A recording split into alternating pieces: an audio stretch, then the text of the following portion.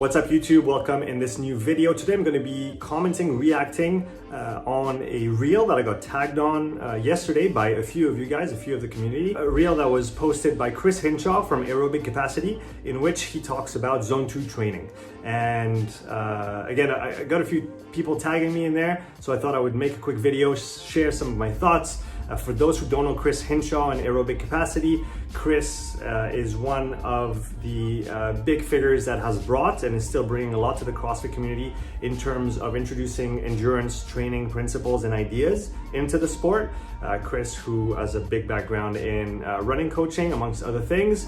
And so first of all, I want to say I have a huge amount of respect for Chris and all the work that he's done up until now and continues doing in the CrossFit space. This is in no way a finger pointing video or a polarizing video. I'm just going to share some of my thoughts and ideas around that reel and some of the ideas around zone 2 that he mentions in the reel.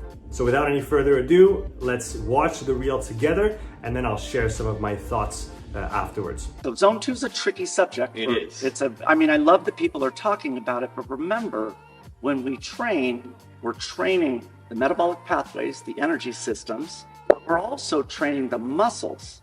The muscles have to do the work. And so when we're talking about zone 2, we're talking about heart rate. Yeah.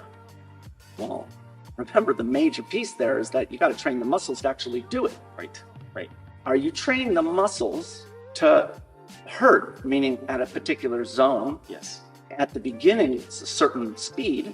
And then as you progress through that zone 2 workout, as you become more and more fatigued due to muscular stamina, which is one of the purposes of doing zone 2, are you maintaining that same heart rate all the way through? And what would your speed be like at the end of the workout? You would start fast and you would end slow. So what did the muscles learn to do in that workout by doing zone 2? Interesting. And that's the problem when people are programming zone 2 and they don't know better. They think they're doing the right thing when in fact you're actually doing something counterproductive. So the first thing I'd like to put forward is talk about this muscle versus energy system idea that he talks about. My current understanding, or how I like to frame it, is that we have to think about the human body in an integrated way. And regarding energy systems and muscles, well, we have to think about where the energy systems exist. Where do they reside? Where are they anchored into? And that location is the muscles, or are the muscles. So I find it useful to actually not dissociate those two things and not say, oh, we're training energy systems on one side and then we're training muscles on the other side. No, when you're training your muscles, you're training your energy systems by default, because the energy systems are the reason that your muscles are actually moving. So I find that a useful idea to actually say that those two work together, and that whenever you're working one, you are actually working the other as well. The second thing I wanted to comment on was the idea of zone 2 being a heart rate zone. And this is true, but it's not only a heart rate zone, at least not in my book.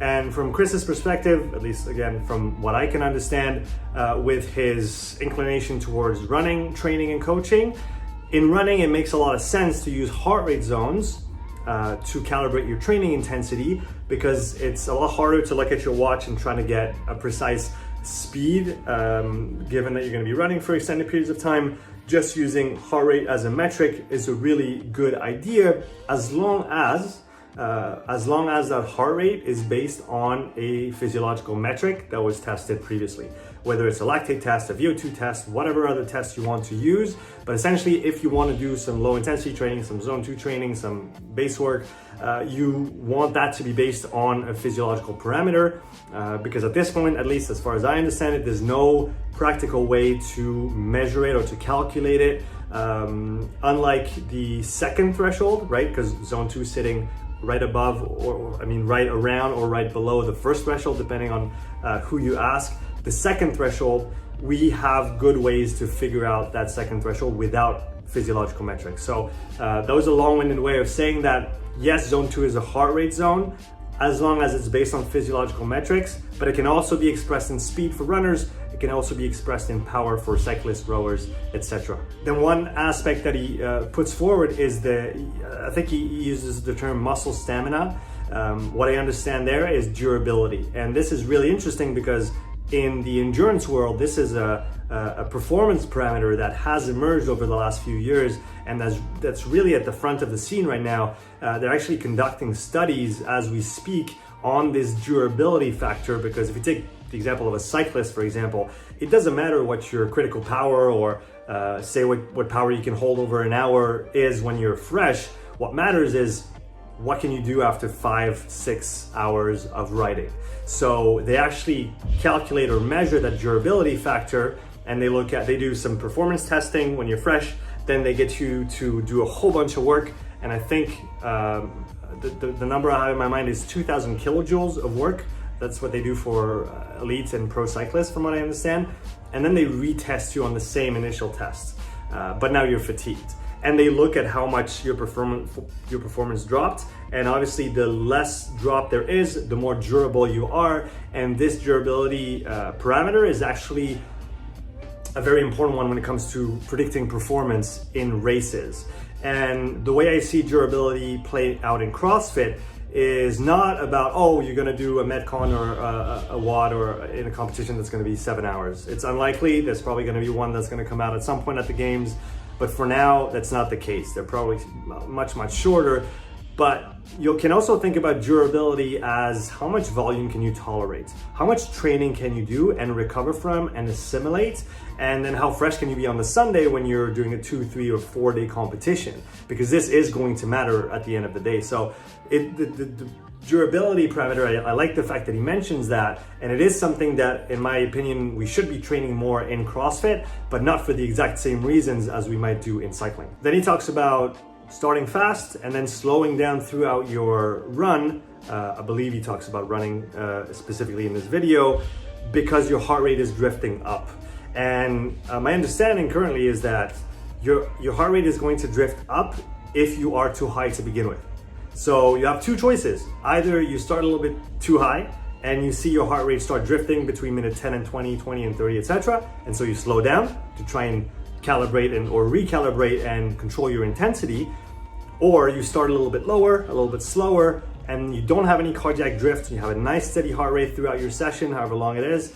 And this is going to be another way to achieve that. So yes, heart rate is going to rise, but only if you're a little bit too high compared to what you would like to do. And one thing that I'm not in full agreement with Chris about, although it's tough to say because he doesn't actually use the words that I'm going to say, he kind of hints at it, and that's what I understand from his statement, but I'm not sure that that's what he meant. So I'm going to put brackets around that one, take that into consideration.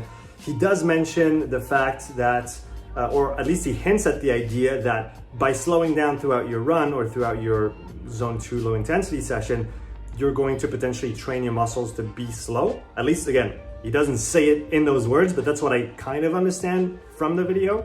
If I'm mistaken, leave a comment below. Let me know what you think you understood. And with that, I would disagree because I really don't think that training slow is going to make you slower. Training only slowly is going to make you slower.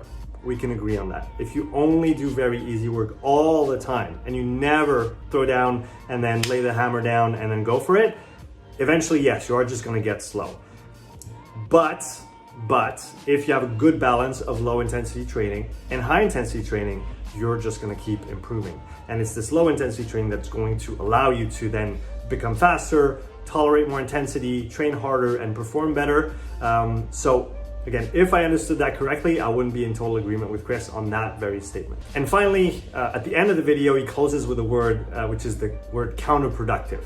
And I would agree with saying that zone 2 or low intensity training is counterproductive if it's not done at the right intensity, right? If it's done too high, if it's done too hard. And this is something that we see not only in CrossFit, but across the board in endurance sports as well. I've had many comments on my zone 2 video of people saying, well, I've been training in zone 3 for a long time, if we talk about a 5-zone model. So I've been training too high and now I've lowered my intensity and now I feel much better, I perform better, power is up, recovery is up, etc. So I do agree that if done incorrectly, zone 2 or any type of low intensity training is going to be counterproductive. However, if it's well calibrated and based on physiological metrics, ideally, or if we just use our RPE, our sensation, and respect that feeling and make sure that we stay at low intensity, and I detail all that in my Zone 2 video if you want to go check it out, then I would say that this is obviously not counterproductive, and this is a really good thing to do and to add to your training, especially for very intense sports and very volume and work demanding sports like CrossFit. Others would be MMA, for example, both very young sports, and that are very tricky to train for because there's so many technical aspects to them, so many skills to learn, but you also need to be fit for that work, and that low intensity will help you work more, work better, and perform better as well. So those were my thoughts on Chris Hinshaw's little reel that he shared about Zone 2. I hope you appreciated that video, and if you'd like to see more reactions of this kind on the channel, make sure you leave a comment